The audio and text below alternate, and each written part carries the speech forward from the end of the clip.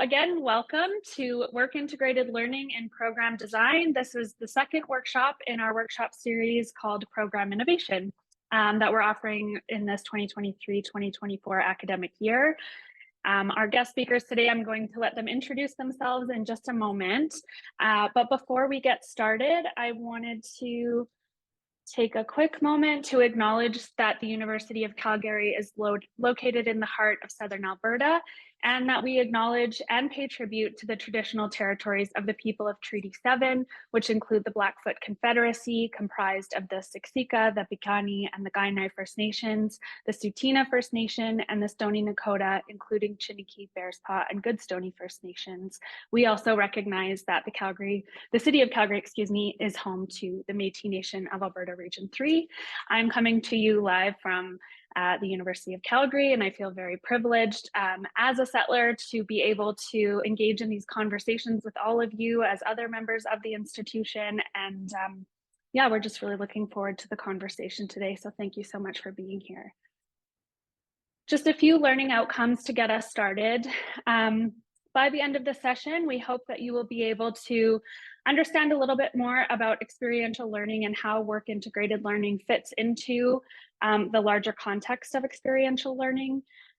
You'll learn kind of what the key questions are for setting up and managing WIL experiences in your unit. You'll consider some of the ways that you can incorporate WIL into new and existing programs, and understand some of the resources and supports that are available to you across campus, including here in the Program Innovation Hub and in the Taylor Institute for Teaching and Learning. And so I'm just going to pause here, and I'm going to stop sharing and invite my presenters to introduce themselves. So we'll start with Elizabeth, and then we'll move on to Erin and Mika. Hello, everyone. My name is Elizabeth Pando. I am a Program Innovation Partner working in the Program Innovation Hub out of the Provost Office. My role here involves primarily supporting units in developing their proposals, providing advice, making sure we meet government standards, and making sure there's ongoing consultations throughout the development process, and many other functions as well. I'll tell you a little bit more about those during my turn. But yeah, I'm really happy to be here today.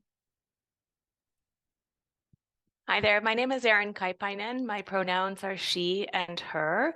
I'm originally from the traditional territories of the Algonquin and Anishinaabe people, but have lived and worked on the traditional territories of the people of Treaty 7 for the last 15 years. I love the work that I do. I'm the Director of Experiential and Work Integrated Learning, working in the Taylor Institute in our Office of Experiential Learning. And so even this morning, for example, Mika and I had the opportunity to connect with an academic leader who is working on a new program proposal.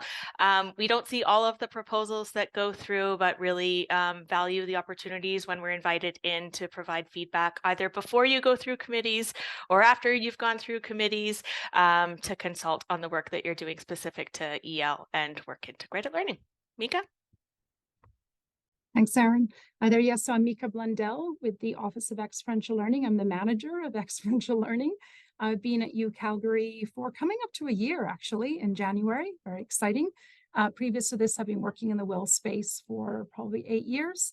And I am a huge proponent of this. I really see huge value in connecting learning to the workplace and having that through a partnership, which we'll be talking a little bit more about today.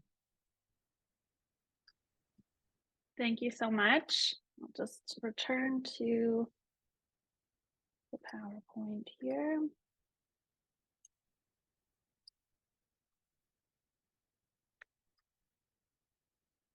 All right, so if you attended the first workshop in this series that Patty DeJure and Kelly Hogland led, you'll know that we discussed the impact that strategic and institutional priorities, as well as government priorities, can have on the way that we create meaningful programs and augment the programs that we do have.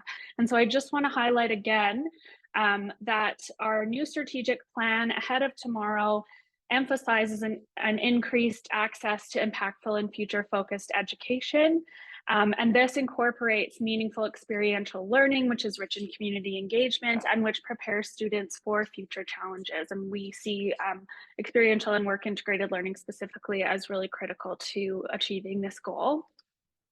You may or may not have heard of the Experiential Learning Plan for the University of Calgary, which contains some aspirational goals for what we would like to be able to offer to undergraduate and graduate students at the University of Calgary. So by 2025, we do want all undergraduate students to participate in at least 2 experiential learning opportunities, and all graduate students in a degree program should have the opportunity to participate in at least 1 before they graduate. And finally, many of you, I'm sure, have heard of the Alberta 2030 Building Skills for Jobs. Their strategy suggests that they will be, or that we, I suppose, will become the first province in Canada to offer every undergraduate student access to a work integrated learning opportunity.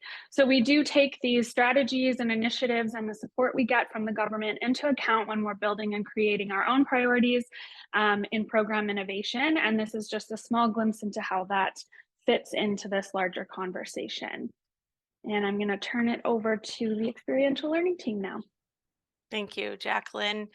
I just wanted to start with some framing definitions. I'm not going to read them at length, but highlighted some of the key words. This is UCalgary's definition for experiential learning. This was developed late 2019 by a group of scholars and practitioners who work across campus and touched experiential learning. And I find it one of the most common questions that we get asked, or a place that we notice folks get stuck, is around differentiating experiential and work integrated learning. So we wanted to offer that framing up front. I find it helpful to think of experiential learning as a broad umbrella of authentic learning experiences, of opportunities for students to learn by doing in structured learning experiences. So ideally they have learning outcomes. There's a process of critical reflection that helps students reflect on kind of the action, the active learning component of the experience, connect that to the terms and concepts that they're learning in their courses or reading about, and then an opportunity to reapply that learning in a setting, and often going through that cycle many, many times. So it's really based on David Kolb's cycle of experiential learning. These are opportunities for students to grow their skills, to explore areas of interest and potential career paths or passions, and really to prepare them to take on, the roles that they will play in an increasingly complex world. So experiential learning, I think some of the key aspects is that these are authentic learning experiences to learn by doing. I like to refer to it as sticky learning. Students who are engaged in experiential learning can be more likely to, or better prepared to reapply that learning in a different setting. It can challenge previous ideas or concepts or expectations about a situation or a process, or even the work that we think we would like to do. And importantly, the broad umbrella of experiential learning, this includes activities that are part of students' courses and degree programs, as well as activities that happen outside of their degree program and their courses. So put another way, they could be curricular or co-curricular. They can be long-term, they can be short-term. So there's a lot of variety, and there are a lot of different activities at UCalgary that fall under this broad umbrella. We'll move on to work integrated learning. So if you think of EL as that broad umbrella, work integrated learning is a subset of activities that fall under experiential learning. The easiest way, I think, to remember this is that it's basically experiential learning that happens in a workplace context. These examples of work integrated learning align with UCalgary's framework for experiential learning that sets out definitions and experiential and work integrated learning activities at UCalgary. After we developed the experiential learning plan and our framework for experiential learning, the province came out with their definition of work integrated learning for our performance-based metric associated with work integrated learning. So in terms of activities, we think about cooperative education, internship, service learning, field placements, field experience, sometimes mandatory clinical placements. The provincial government has this strange category that doesn't really align with UCalgary. I'm not actually sure what is intended by directed field study, but it is one of the things currently used by our province. And then the province uses an other category. And so for us, we include activities such as partnered capstone projects and consulting projects. So basically projects where students are working in partnership with an industry or community partner around a challenge that they have identified, but it's important that they are partnered. There must be a community or industry partner. Move on, Jaclyn. And so just to distill that a little bit further, because I do find that this is an area that often benefits from a little bit further clarification, that these are authentic experiences that happen in a workplace setting. And for these activities, it's not just a job. It has to be connected to a student's academic experience to make it work integrated learning. And ideally doesn't occur as an island in the student's degree program, but they have opportunities to connect real authentic experiences in work to the other courses that they are taking. So there are lots of activities that are offered as co-curricular opportunities. We would consider those experiential learning, and they're really important, like job shadowing, for example, provide opportunities for students to prepare for work integrated learning, but they're not work integrated learning unless they're connected to a course or program of study. And as Mika mentioned, there is this, this triad that's really important for work integrated learning. And this is something that if you're incorporating WIL into your new programs or specializations, or updating an existing program, that WIL requires a student, a post-secondary institution, and then a partner that provides mentorship and feedback on the practical experience. So that can be, that person can come from community, from industry, and it could also come from within the University of Calgary, as I think the third biggest employer in Calgary. We do host a lot of work integrated learning opportunities here. However, the supervisor for the work experience, the person who's providing feedback on the students' WIL, has to be a different person than is providing feedback on the student's academic work. Okay.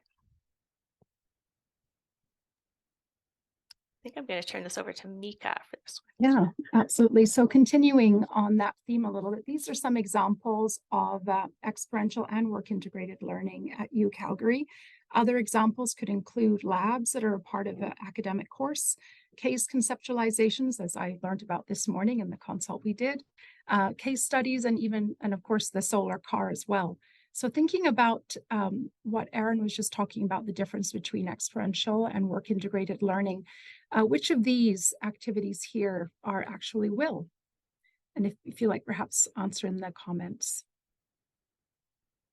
And then thinking about why you would consider those activities WIL activities.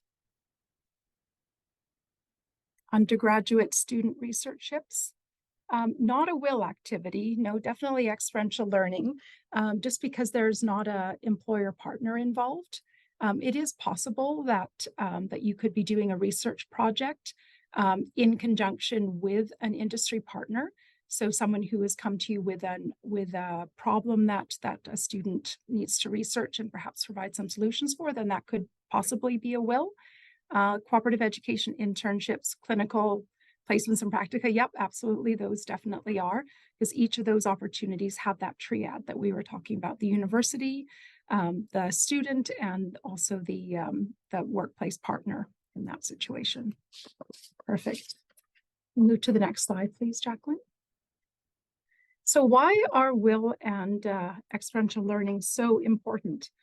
We typically think about EL activities as augmenting academic studies, but students who participate in experiential learning activities also develop a lot of these things noted in these quotes here. So increased personal and professional interpersonal skills, enhanced personal learning habits, metacognition, greater employability, and they're generally more civically engaged.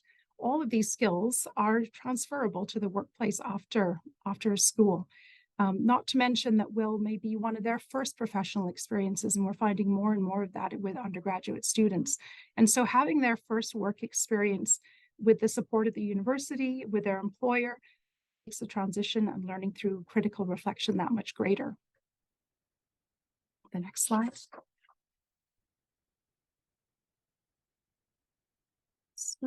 Oops.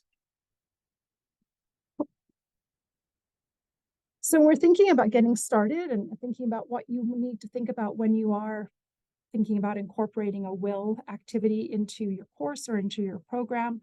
There are a number of things we want to think about when we get started. So who are your students? Do you have international students? Probably yes. Do you have Indigenous students? Most likely. Are there students supporting their family? Do they need to work? Do they have any neurodiversity? All those are things you'll want to consider when you think about what kind of program you want to implement. And then you want to think about what kind of skills and experience are needed to grow careers. How will you bridge the gap between their academic studies and their professional career, and between their academic studies and their professional and career goals? And then thinking about engaging industry partners. This often is a long-term prospect. Thinking about, do you have sufficient industry contacts within your department right now? Do your faculty have those contacts currently?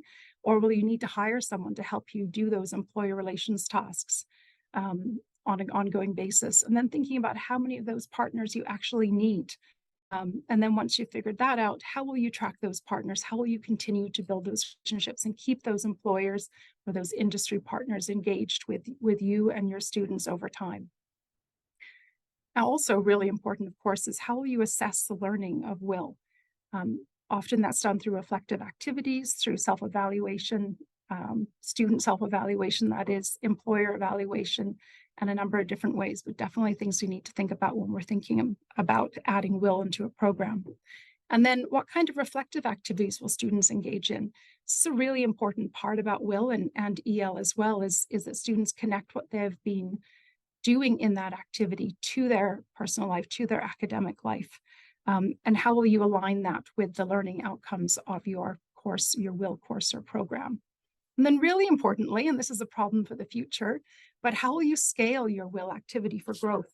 I was talking to a faculty member in the Haskayne School of Business about a month ago, and they've got that wonderful problem right now that they need to scale their course. They have an incredibly intensive EL heavy course that provides incredible opportunities for the students in that program.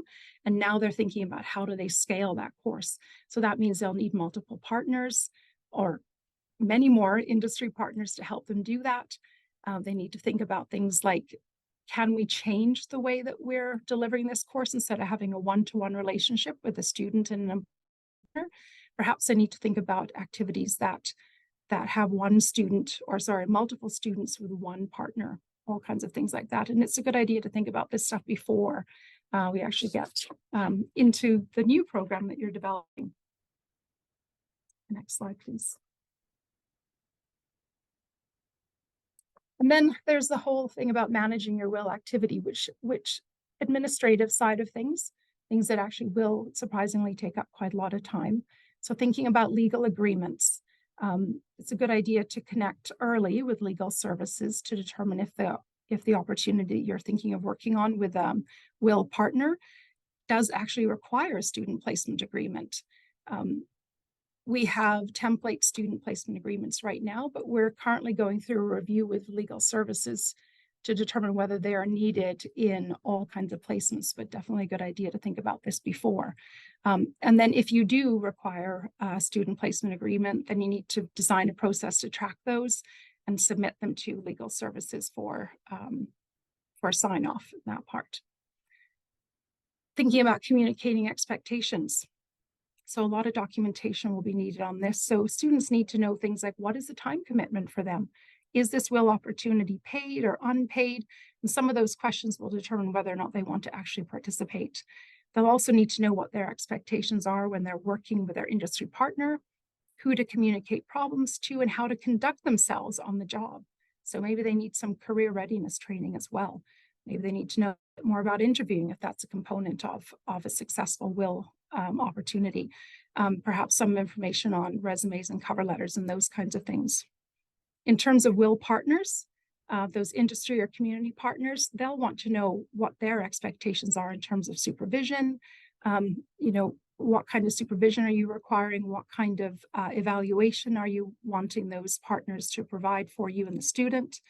Are we thinking about, and even just the basics, like the student may need a desk or a workspace, those kinds of things need to be communicated as well, so everybody understands they're on the exact same page.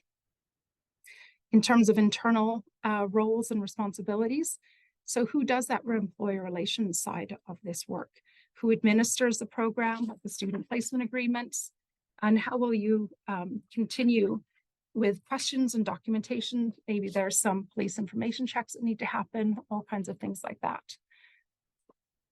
And then we want to think about who internally is going to manage that relationship and then ensure that employers know to speak to the university about any issues or problems and things like that, and create that relationship. I think that's a really key term in all of this when you're working with industry partners, is that relationship building and maintaining over time.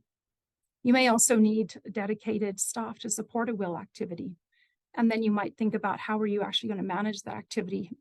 Several faculties across campus use Elevate to do that. You can have your employers in there posting jobs or opportunities, or and manage their relationships in there, and even have students apply through that, through the Elevate platform as well. And then with all of this, all these things to consider, a good idea to develop a work back schedule. It takes a long time to develop these relationships with employers and community partners. And it takes quite some time to develop the documentation, including those expectation documents, evaluations, reflective activities, and all of that. So good idea to develop a work back schedule to give yourself time and the resources to do the work. Here's another thing to think about too, planning with international students. Oh yeah, please. Planning with international students in mind. We did briefly mention international students earlier, but there are a number of things to think about with them, and some very important considerations. The considerations listed here are absolutely in effect, but things do change with the IRCC, or the Immigration, Refugee and Citizenship Canada. So always a good idea to first consult with our International Student Services department. They have certified immigration advisors there who can talk a little bit more about things that are required. But students who are participating in a will opportunity will need a co-op work permit in addition to their study permit. It is called a co-op work permit, even if it's not a co-op work term that they're working on. Often those can be applied for at the same time as a study permit is applied for, so it's one document, but they can also be applied for separately. So thinking about, students need to know in advance that will is a part of the program. Another thing to know is that international students cannot participate in a will opportunity unless it's a mandatory component of their program. And that's a really big thing. And often students do come to us because they will be doing a will opportunity, a co-op or something like that. And to then find out that they aren't able to participate because it's not mandatory would be a big blow. Ineligible for most government funding. So a lot of the funding that we have set up, obviously funded by the federal government, so SWIP funding or Venture for Canada and other ones like that, they aren't often eligible. In fact, most of the federal funding is not eligible for international students. So thinking about their finances and their opportunities to actually take part in something that may not be paid. And they also may benefit from additional job readiness support. things are done differently in different countries, and it's important that they understand how it works here in terms of interacting with employers, applying for roles, and those kinds of things as well. Okay, I think I'm going to pass it back on to Erin. This is a lot to think about, and I know when you're preparing a proposal for a new academic program, you are not getting into the level of granularity that you see here. But we share this as information as you prepare for that process, knowing that the first priority is to get the new program approved, but we want you to know that we and others on campus are available as you develop those proposals. And it's not to say that all of these things that we've listed, that is a lot to take on. You don't have to do that work alone. So if you want to explore, what is the functionality in the Elevate platform, and would it be a fit for what I'm trying to do here? We can provide a demo for that. If you have questions about legal agreements and whether or not, you don't have to navigate that on your own. Mika is working closely with legal services on that. We can connect you to the right people for those questions. But we just want you to have an idea, have these things in view of what will be required, especially when it comes to resourcing, depending on the scale of your program. The employer and community partner engagement is a really big one, that this work is very relational. It is resource intensive, and I think these are considerations to have in mind at the design phase. So as Erin said, this is a lot of information in a short period of time, and to reiterate what Erin said, you're not alone.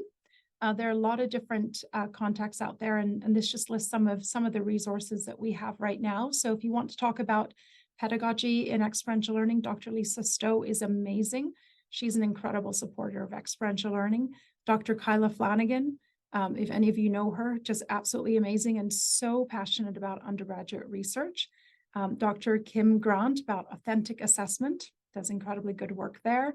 Dr. Patty Dyger with Universal Design for Learning in WIL. And Erin mentioned our WIL and Neurodiversity initiative. Greta Heathcote leads that program, so connect with them. All of these are links to their email addresses, but obviously can find them on the UCalgary email site. And Erin, of course, works a lot with Elevate, so she can help you with that. I can talk to you about student placement agreements and processes for WIL, amongst other things for all of these people. You look at the next slide, Jaclyn. And here we've just linked a few resources that are available on the TI's website. So it's a learning module on critical reflection, enhancing critical thinking through class discussion, and so on. So excellent resources to have a look through.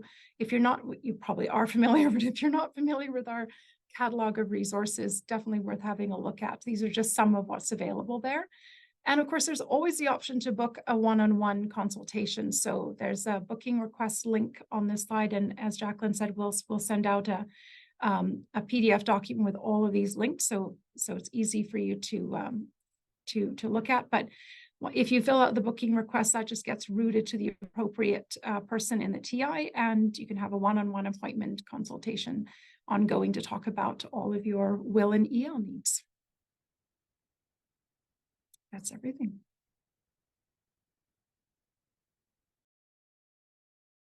Thank you, Erin and Mika, for guiding us through the wonderful world of WIL. And now I'm going to talk a little bit about how things go when it comes down to the point where you're ready to put together a proposal, and what options are there for you to integrate integrated learning into your new programs, or even if you're making changes to programs. So let's say you had a consultation with Erin, with Mika, with their wonderful team, and you've thought about all these things. And now you are tasked with writing a proposal. Although sometimes it happens the other way around. Sometimes proponents, academic units come to the Program Innovation Hub team, and then we refer them over to the Taylor Institute, to the EL team. But it doesn't really matter the order of things, as long as you're connected with everyone. That's fine. And so the way we sort of conceptualize the options available for you out there, and I guess it would help to think of the proposal as that intermediate step between, all the experiential learning and wheel considerations in terms of the experiential learning plan and all the aspects that Mika and Erin have talked to us about. And then, that intermediate step between that and then the point where you finally have students undergoing through their work integrated learning opportunities. So the proposal is sort of that intermediate step that will allow you to be approved to then have your students undergo these opportunities. And so the way we conceptualize the way you can go about doing this in your proposals is in terms of 3 options. And there are others out there which are wheel adjacent, but we left them out because they don't necessarily involve that triad that Mika and Erin talked to us about, the student, the institution, and the community partner, and then that distinction, right, between the person doing the evaluation in the workplace setting and the person doing the academic evaluation, that they have to be distinct from one another. Those other wheel adjacent opportunities don't quite meet that criteria, and so we've distilled them in terms of these 3. And these are not official names by any means. This is just a way to conceptualize the options in terms of this workshop. So it's not like you're going to find these 3 names in a framework or anything of that nature. So there is the wheel-based course, the degree designation, and the milestone, and I'll talk about each one in a moment. Jaclyn, would you mind changing slides for us? Thank you. So the first one is the wheel-based course. And what this option entails is that the work integrated learning takes place within the structure of a course. And the course is usually a program requirement. It may not necessarily be, but it usually is. Now, in terms of how this is recognized for students is that that the activity is recognized in terms of the course assessments, and of course they receive a grade. And because they complete this course, that is recognized on their transcripts. So some example of these ones, and there's multiple out there, but some that we picked just because our office has been involved in some of them, are the practica courses in the Master of Education in School and Applied Psychology, the professional internship in the Master of Data Science and Analytics. The Bachelor of Design in City Innovation has a couple of design or studio courses rather, where students work with community partners in solving urban planning problems. The Transformative Talent Internship, that's also a wheel-based course, although that's one that is not a program requirement. And this is just a very small number, right, of the ones that are out there. Mika and Erin mentioned a few others, and you will be familiar with some based on your own disciplines and faculty. Next slide, please. Thank you. The second one is a degree designation, and this is slightly different because it's similar to the one before in terms of the work integrated learning takes place within the structure of a course, but this, the work integrated learning is an additional component to the academic requirements, an additional component to the student's home program. So what that means is that there are 2 options to obtain the degree, or whichever home program the student happens to be in. There's an option with the designation and an option without the designation. So typically, these are the internship or co-op programs. Some of them have been established for a long time in our institution. Typically, in a degree, when Will takes the form of a degree designation, there are INTE or co-op courses that the student must be registered in order to maintain full-time status. And typically these programs or these designations require that student undertakes a minimum of 2 work terms. There are some faculties that allow more than that, 3 terms, 4 terms, but those additional ones are optional. Students don't have to, they just have that opportunity to do 3 terms or 4 terms if the option becomes available for students. Now, the recognition is slightly different, right? Because it's not only the courses that students are completing and of course being graded and so on, but the designation is recognized on the transcript and on the parchment. So when students receive their parchments, it will say that the student completed a BS in chemistry with an internship, or a Bachelor of Commerce with cooperative education, and so on. So that's slightly different than the previous option. And then, as I mentioned a moment ago, because the option to complete the program or the degree without the designation is available, it happens every now and then. It's not the norm, but it does happen that a student isn't able to complete the designation requirements. So for whatever reason, they can't complete their work terms, right? And so in those cases, the student can still graduate from their home program, but they just won't receive the designation. This option is mostly used in undergrad programs. And here I provided 3 examples of them, but we're starting to see graduate programs moving into this space as well, and starting to think about offering those 2 options towards completion of their degree, one without the designation, just the academic requirements, and the other one with the internship on top of it as an additional component that is additionally recognized for students. And then next slide, please. And then the final one is the milestone. And this one is not as common as the other 2. Is probably the one least used. And it's quite different, because here the work integrated learning takes place outside of the structure of a course, but it's still a requirement of the program. Now, because it doesn't take place within the structure of a course, that means that students receive no grade or no academic credit for it, which obviously has some equity implications. The benefit of it is that it provides some flexibility as to when in the program a student may be able to fit that milestone. And so that's sort of the benefit around it. And so because it is a milestone, students must achieve that milestone in order to maintain satisfactory progress.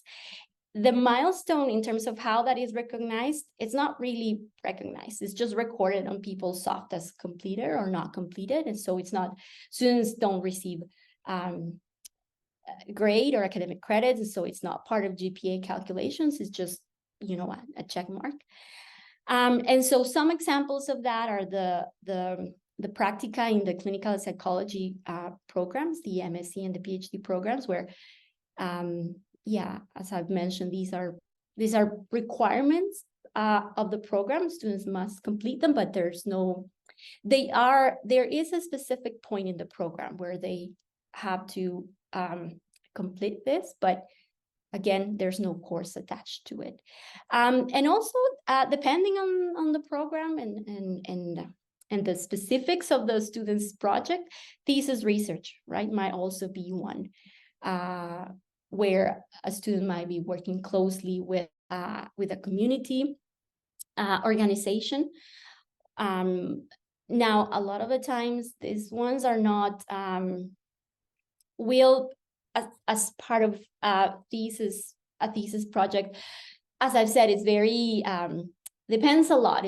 It's very particular to the specific professor and their their specific research projects and connections with community, but we're also starting to see programs that are starting to embed some parameters around requirements for thesis projects that involve specifically require students to work with community partners. So I would say those are the three basic options that you have out there. If you want to embed a work integrated learning into your programs that meet that criteria that Mika and Erin talked to us about, that triad, the student, the institution, and the community partner. And then next slide, please. Now, knowing that, now that we know a little bit more about what the options are out there, there are a few things that you probably want to think about when starting to work on your proposals and deciding how are you going to operationalize your work integrated learning opportunity. So first of all, it's very different, right? If you're working on an entirely brand new thing, an entirely brand new program, or maybe even a new degree, or whether you're working within the parameters of an established program, right? So perhaps you already have an established number of units and you can't go above that. So you're gonna have to make decisions about where the work integrated learning will fit, whether it will be a new course, whether it will be a designation, and so on. We also, when academic units consult with us on their proposals, one of the first things we talk to them about is how what they're thinking in terms of work integrated learning connects or is reflected rather in their program learning outcomes, or how the work integrated learning supports the program learning outcomes. And even better, can work integrated learning be included, right? Can it be elevated to the PLOs? And there's a particular good reason for wanting to do that, and it has to do with helping students understand the rationale behind asking them to undertake work integrated learning, to devote their summer term to doing something like this. So elevating it to the level of PLOs, we find it's a really good thing. Now, you probably also in the proposal will have to articulate how, whichever option you go with, how is it for the benefit of students, how this particular option that you're choosing is for the benefit of students. Because there are implications for students. Yes, more than not, it will be a good thing for them, particularly if it is carefully thought out in terms of where it fits in the program, the quality of the experience, student supports, and so on. But as I've mentioned, it's also an additional commitment, right? An additional thing that students have to complete. And so it's important in your proposal, you will likely need to show that you have consulted with students as one of the groups that you will likely want to do consultations with, particularly because of some of the implications that this will have for students, as I'll mention next. For example, tuition implications. So it used to be that for graduate programs, it used to be that internship courses, for example, when units were proposing new programs, it used to be that they chose the tuition rate that they considered adequate for that course, based on their budgets, based on a number of considerations, the number of students, and so on. Now that led us to a point where we had many different programs with many different rates for internship courses without, it was just very diverse and there was no logic other than the individual logic of the program, right? And so now, as you know, we moved to a system where we have tuition bands or tuition buckets, and there are specific rates for INTE courses, for COV courses, And so there's now that consistency, that predictability. And so if you're putting forward either a will as a designation or as a will-based course, you're going to have to follow the provided rates out there. But regardless, students will have to cover these costs, right, out of their pocket, more likely. Other things that you will probably want to consider is how, particularly if you're not creating something new, but if you're adding work integrated learning to a program that already exists, will be how or whether adding will change the program units and the length of the program, because obviously this has implications for students, which is another reason why you want to consult with them.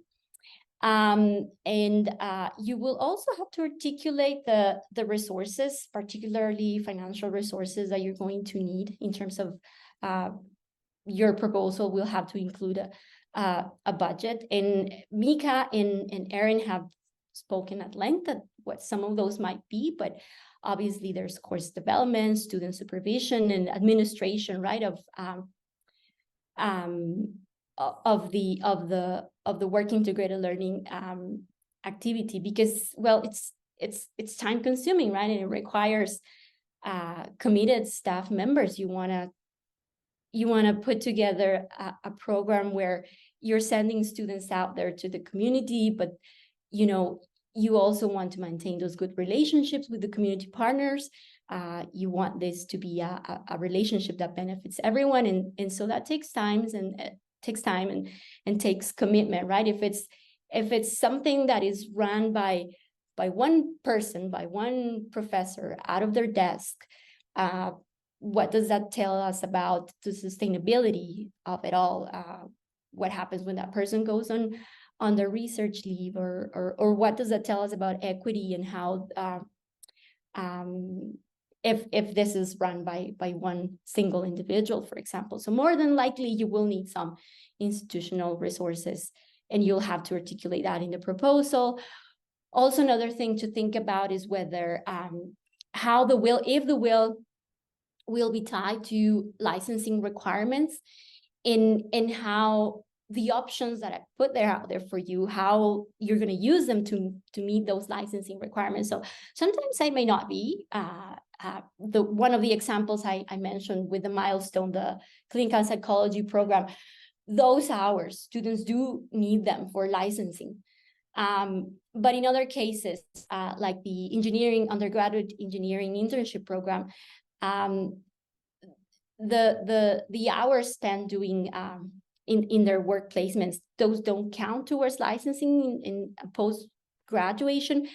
However, the accrediting body, in the case of engineering, may consider some of the hours. And so depending on what year of the program students acquire those hours, so those are some of the things you want to think about when thinking about where in your program you want to place your will.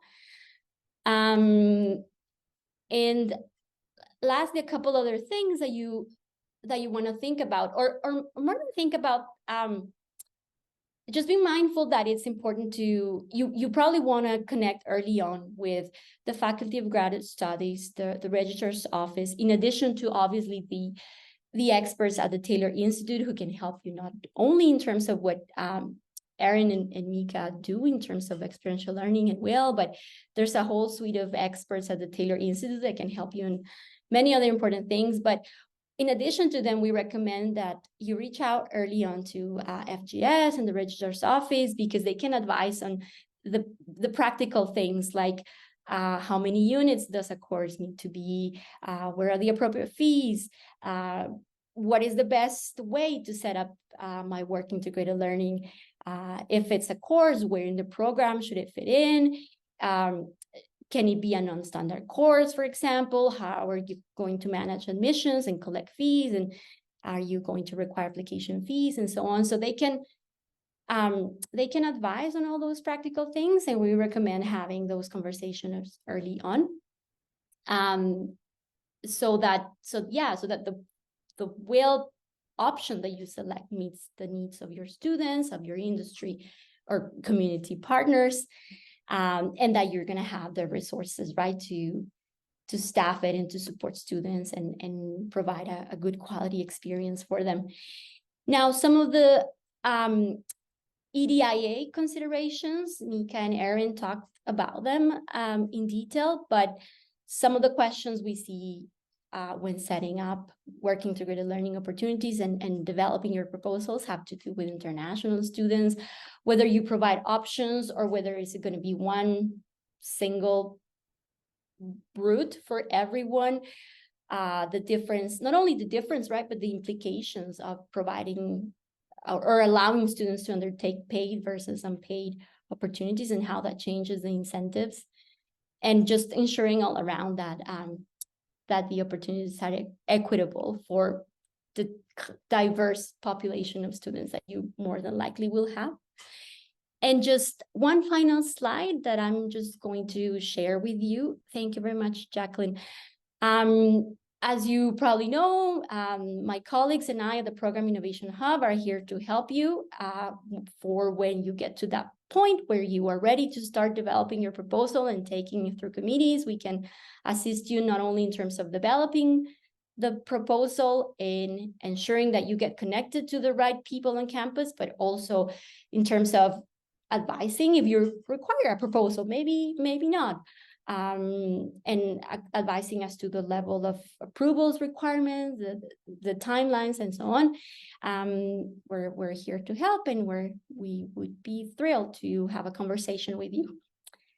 Thank you very much. And if there's any questions, please let me know, or please feel free to reach out over email. Thank you, Jaclyn. Thanks, Elizabeth. So this is the end of the conversation today.